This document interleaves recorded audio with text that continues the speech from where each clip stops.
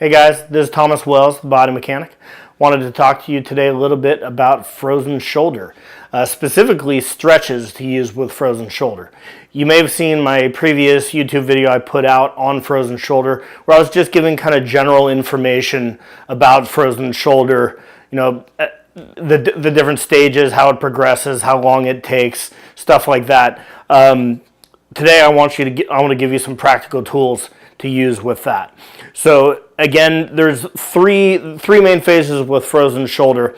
That's the inflammatory phase, the freeze, and then the thaw. And this whole process can take as long as 3 years. But if you're diligent with stretches and later exercises, you can speed this along quite a bit. So in stage 1 and 2, during the inflammation and the freeze, you don't want to do a lot of exercises. You want to focus on mobility predominantly. And during the thaw, when you start to get some of your motion back, that's when you're really going to focus your efforts on the strengthening aspect. So we're going to focus on the phase 1-2 approach today.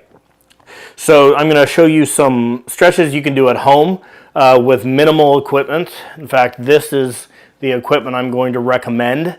This is just a stick, a dowel rod. You can use a broomstick, you can use a cane if you want, a curtain rod, whatever you have handy. So we're going to target the motions that are most restricted commonly with frozen shoulder. And that's our flexion, extension, abduction, internal rotation, and external rotation. Okay? So first we're going to focus on flexion. So an easy way to assist yourself in flexion here is just go palms down on the top of whatever you've got, or if you have the cane, you can hold the handle like that. Then use your good arm. Well, in this case, we'll say my left arm is the good arm. Use the good arm to lift passively as high as you can.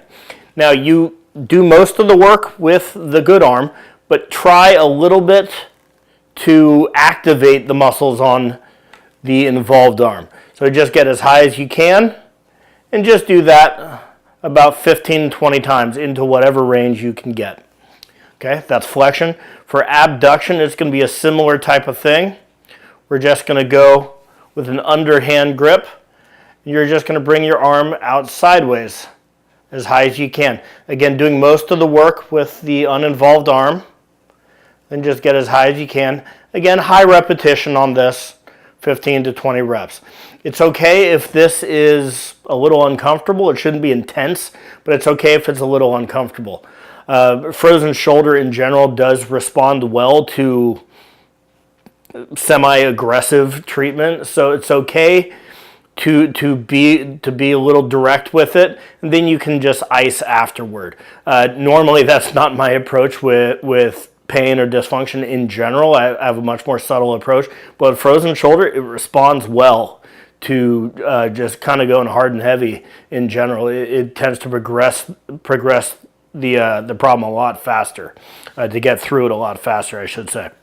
Okay, so that's your abduction right there. For extension, just like so, almost like you're holding an oar. So go palms down here, and then just push back into shoulder extension, just to show you what I'm doing there.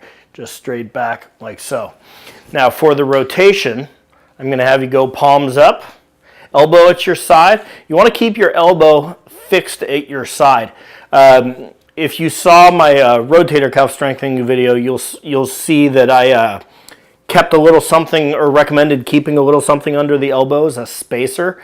That's a really handy thing to do here, because you want to get this hinging action on the shoulder there. You don't want this. You don't want your arm coming away from your side, because then you lose a lot of that stretch. So if you put something under the arm, under the elbow, it's going to serve a dual function. One is it is a handy form of biofeedback. If your elbow goes too far, whatever you have under there will actually fall out and let you know that you weren't keeping your form clean. But also, just by maintaining a little bit of space under there helps improve circulation in the shoulder. And lack of circulation is a big factor in all the scar tissue that helps gum things up during frozen shoulder. So it's important to maintain that circulation. So put just a little something, maybe a rolled hand towel or something like that under that, Again, use the good arm to bring yourself into as much rotation as you can do. Just real easy, high repetition.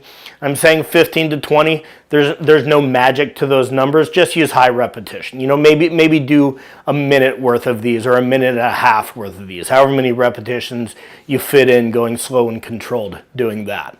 Okay, so don't worry too much about the number. Now we want to get internal rotation combined with extension. Most people with frozen shoulder are not able to get behind their back at all. So for this, I'm going to show you two versions. I'm going to show you two versions because people have varying degrees of this motion available to them. A lot of people can barely even get past their hip pocket, you know, let alone all the way behind their back to do a stronger stretch. So I'm going to show you the kind of lighter version first. So you're going to put the stick behind your back like so, and I'll turn around so you can see this. And then you're just going to hold it here, and you're going to pull your hand laterally like this.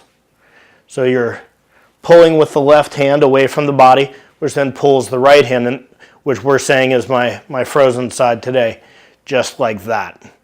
Okay, now if you do have a little bit more range available to you, then what you can do is you can come from above, like so, and grab it thumbs up like so, starting down here, and you can lift the stick to bring the arm up and behind. So the higher you go, not only the more do you have to extend, but the more you have to internally rotate. So again, you would just do all of those. There's no particular rhyme or reason to what order you do them in. I would say just find whichever ones you have an easier time with first and do those first, because that will kind of warm up the shoulder and maybe give you a little bit of extra range of motion to then parlay into the more restricted motion. So again, most people are the most restricted in abduction, and then the internal rotation extension combination there. You know, most people are like that with frozen shoulders. So work with the range you got. Just try to incrementally over time build on that range of motion.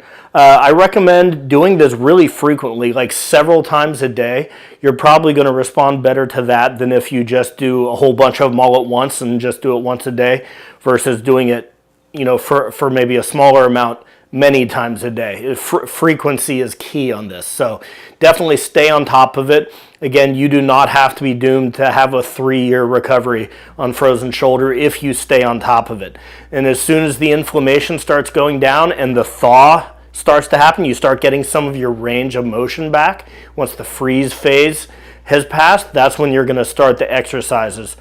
I have a video that I already filmed on some basic rotator cuff strengthening. Those are some ones you would want to do.